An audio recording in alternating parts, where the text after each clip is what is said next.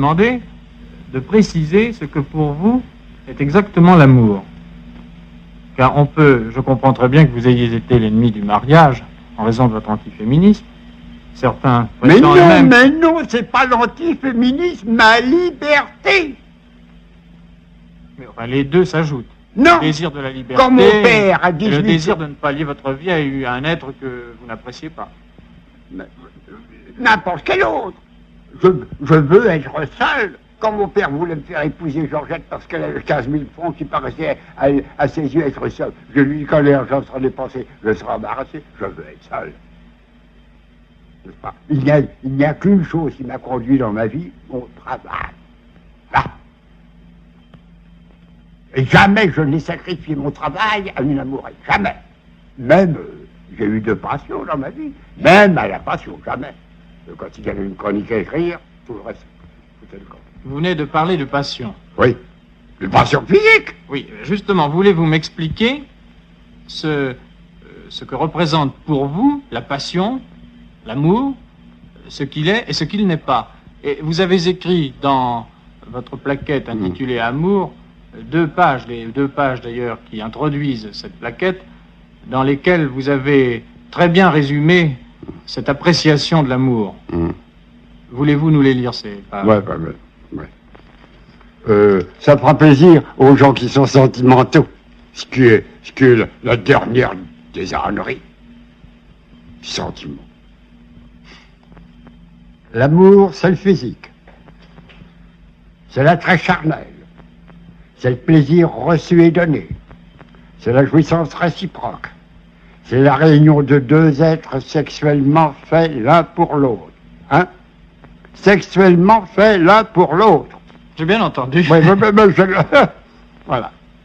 Le reste, les hyperboles, les soupirs, les élans de l'âme, sont des plaisanteries, des propos pour les niais, des rêveries de beaux esprits impuissants.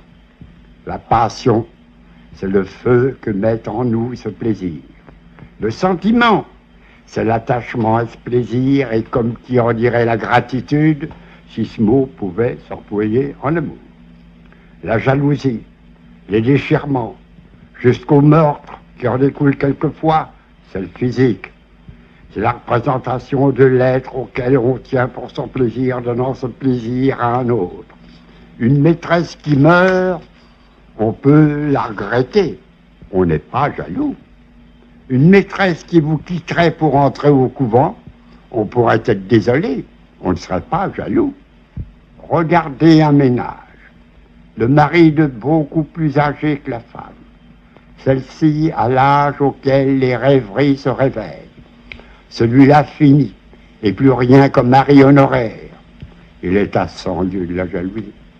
Plus de questions sexuelles, plus de jalousie. Et même les rapports moraux vont se modifier du tout au tout. Autre preuve, côté homme comme côté femme. Deux êtres se connaissent, se plaisent, s'accordent sur tout, chacun ne se voyant pas l'un sans l'autre. La réunion physique a lieu. Il y a dissemblances, opposition de nature, de goût, de façon, trop de froideur pour l'un, trop d'ardeur pour l'autre.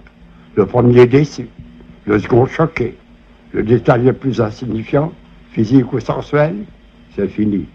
Le plaisir est impossible. S'ils sont libres, ils se quittent. S'ils sont mariés, c'est la chaîne. L'hostilité cachée.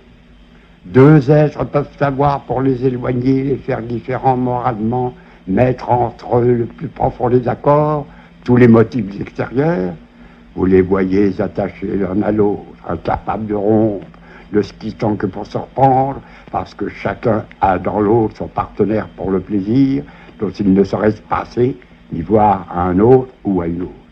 L'amour, c'est le physique, et la Rochefoucauld l'a oublié. L'amour est encore une forme de l'intérêt. Ce qu'on aime dans un autre, c'est soi, c'est son plaisir, c'est le plaisir qu'on lui donne, et qui est encore une forme d'une autre. Encore une forme? D'une autre. Oui, de notre plaisir, oui. Voilà.